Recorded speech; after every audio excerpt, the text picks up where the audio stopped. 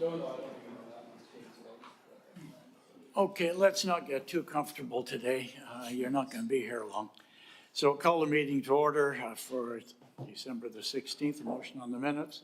Move seconded. All those in favor, contrary carried. We're going to meet again in this very room on January the 6th. We have a manager's report, but we got a housing agreement for 5766 and 88 Gilbert Road. And Greg, you're going to be the test of this, so don't get too comfortable. Might be a lot of questions. Thank you, Mr. Chair. The only thing I'll add is that this is the first housing agreement where we are introducing the asset limit. And the asset limit, the way we've framed it, is in accordance with the council endorsed policy. All right. By the way, Councillor Wolf is online. Okay, Carol. Thank you very much. So the asset limit means the assets that someone has in order to be able to qualify, and it's set at $100,000? That's correct. Yeah.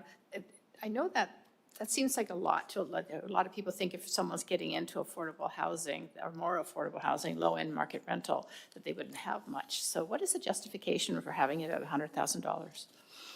Through you, Mr. Chair, to Councillor Day, it was a couple reasons. One was to align with BC Housing's limitations within their registered housing, and then also Metro Vancouver Housing Corp. They've also set the limits at $100,000 for assets. So if someone is applying to be on the registry, that would be the threshold, and we'd want to have that aligned with the municipal limitations as well. So this is a industry standard, basically. It is, yeah. All right. Thank you very much. Okay, any further questions? Second, all those in favor, contrary carried, thank you. All right, we got one manager's report, see if you can be as short as that. This is your challenge. Oh, 67. While I can't be short, I will be brief. Yeah.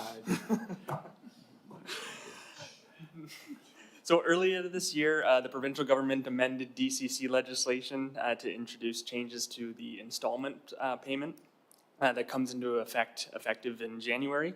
So on January 1st, 2026, developers can elect to pay their DCCs in installments, with the first quarter of the payment due at the time of subdivision approval or building permit issuance, and the remainder due the earlier of 4 years or occupancy, whichever comes first. In addition, as per the city's recently endorsed surety bond pilot program, DCCs are eligible to be secured by way of a surety bond. Staff have updated our processes to ensure that effective January, all measures are in place to ensure a smooth transition to this new installment regime. Applicants will be advised of this change at the time that they are invoiced for fees owing on all new subdivision preliminary letters of approval and building permit fee letters going forward. Okay. Alexa, you're on. Thank you. So let me get this straight. A couple of years ago, they decided we could go from 50% to 1% assist, so everybody doubled their DCCs overnight. Then because DCCs were so high and so egregious to the developers, that now they're working around the edges trying to slow down how fast they have to pay them. Is that correct? Through the chair to Councillor Liu, what the installment payment legislation does is essentially allow for the deferral of a portion of the fees until occupancy, allowing developers to ultimately use occupancy and the completion and closure on units to help finance and pay the remainder of the DCCs.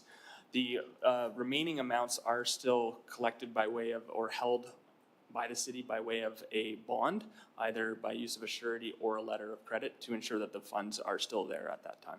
Okay, and the surety bond actually helps the developers, and it would have helped them under the 50% rule, and so would the delayed payment. But realistically, they did allow us to double DCCs overnight, which obviously made a difference to the ability to finance a project, and now changing the rules. So like, they keep messing around the edges.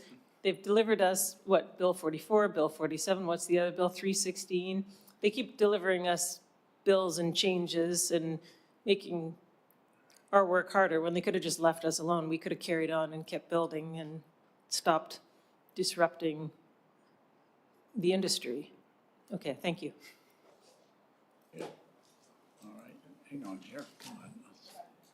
All right, Carol. There we are.